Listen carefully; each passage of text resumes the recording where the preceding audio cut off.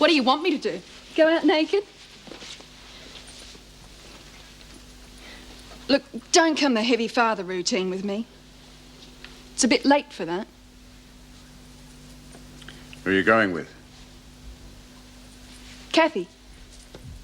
Kathy? Do you know what she does for a living? What? She's a prostitute. How do you know? You've been one of her customers. I ought to give you a damn good hiding. What? You wouldn't have the guts. I thought you were the big-time crim that everyone talked about. But you're nothing. Make sure you're home at a reasonable hour. Oh, yeah? And what if I'm not? Then I'll lock the door.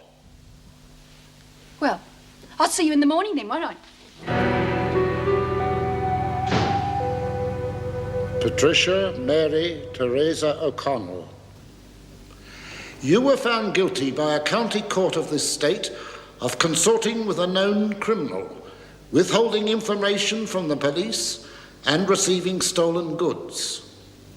We consider that the sentence of 2 years' imprisonment handed down by that court to be a fitting punishment for those crimes. However, as learned counsel has pointed out, at the time of your trial there was considerable publicity and consequently adverse public opinion against your son, which reflected on your own case. We feel, therefore, in light of the several and diverse personal tragedies which you have undergone, that any degree of leniency considered by that court may have been coloured by that publicity. This court therefore rules that the sentence of 2 years be commuted to 6 months, this term to be served concurrently with the original sentence. Thank you, Your Honour. This court will now adjourn. Sine die. God save the Queen. Silence. All stand.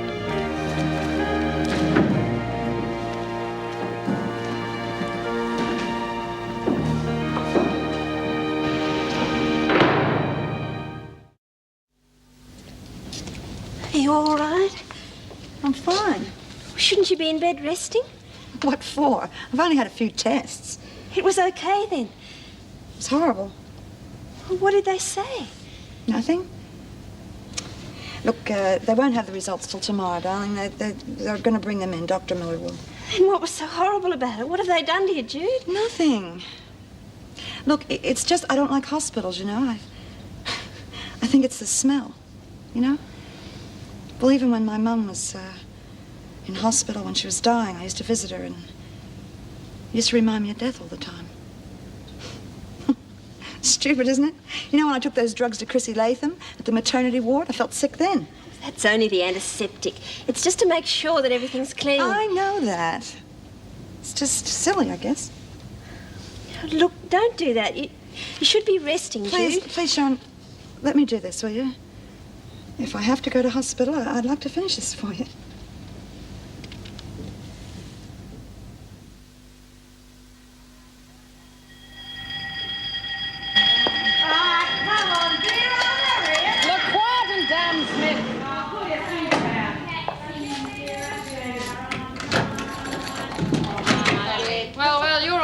This morning? Well, don't tell me you're all having a shower on the same day. Oh, you know how it is, Vera. You never know who you might run into in here. Well, if you think it's going to be Ken Pierce, you can forget it, Smith. The governor's given strict instructions. None of you to be left alone with him in future. In fact, you're going to be watched at all times. Come on, lean forward. There we are. How's that? Better? I'm fine. Will you stop fussing? Comfortable. Oh, you were quick to make your bed, Gilmore? Or didn't you need it last night? Don't answer her. And what are you doing still in bed? She's got doctor's orders. Yes, well, you haven't, so on your way. See you later, Jude. Yeah. You better make the most of it. If you're malingering, we'll soon have you up and working with the rest of them.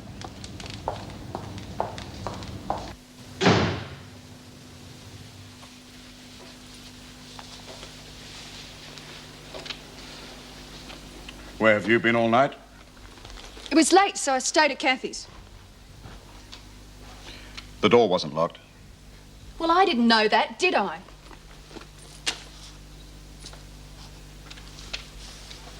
Where did you get that money? I won it at the trots. And where did you get money to bet on the trots? Kathy gave it to me. And do you want to know where she got it from? Debbie, What? I want you to go back home to your mother. Oh, why should I? I've only just got away from there. Oh, do you know what it's like stuck in the sticks? You'd be better off there than here with me. Anything would be better than being stuck with you. Then why did you come here? Because I thought you'd be different.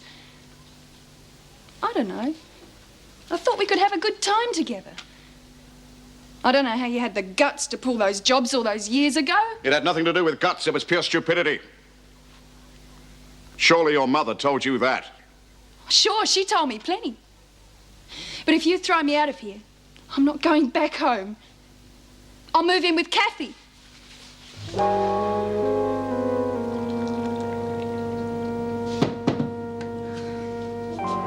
Oh, sorry. Did I frighten you? The back door was open. Who are you? I'm a mate of Jim Fletcher's. You remember, we met at the hotel room once. Oh, yes. What do you want? I'm looking for Jim, actually. I heard what happened to his wife and kids. He must be going through hell. The trouble is, he didn't go back to the hotel, and they don't know where he is. Well, he's not here. No, but surely you know where he is. He did tell me that you were close. Not that close. He's probably gone home. Yeah, probably. I should have thought of that. There's a copper out the front watching the place. You in some sort of danger? Why should I be? Oh, I don't know. Just Jim's wife and kids getting blown up like that. You being close to Jim. They're probably watching him too. Probably. Yeah, well, it's nice to think you're both safe. Still, it's a bit of a worry to think that they didn't stop me getting in here, isn't it?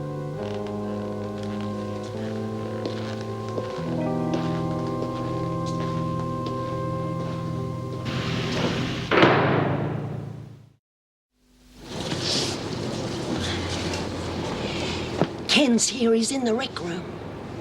Well, fat lot of good that'll do us with Mrs. Jackson watching all the time. You should worry. You're going to be out of here in 5 minutes. You'll be able to see all the blokes you want then. Maybe. But I haven't heard from the parole board yet, remember? Anyway, I was thinking about you. I'll manage. Maybe I could do me old bad tickle routine. I'm not going to fall for that again, Lizzie. Everything all right? Oh, yes, but I could think of better things to do than stand here staring at them all day. You heard Mrs. Davidson's orders. Yes, but what harm would it do if Bea did speak to him? Do you think all she'd do is talk? Have you forgotten what happened between that electrician and Marilyn Mason? I can hardly see Smith clambering up a ladder into the ceiling. Not for Ken Pierce or anyone else. Oh, well, Ken Pierce isn't the only visitor we've got. Greg Miller's here too. Oh, where is he? In reception. He's here to see Bryant and then he's going straight up to Queensland. Look, I'd like to say goodbye to him. Could you keep an eye on things here for me? Sorry, I'm busy.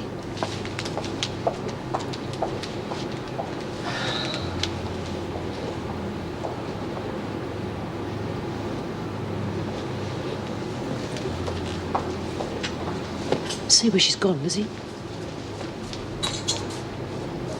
Nowhere inside. Come with me. Oh, Bea, I don't want to be a gooseberry. I need you to be a cockatoo, you idiot.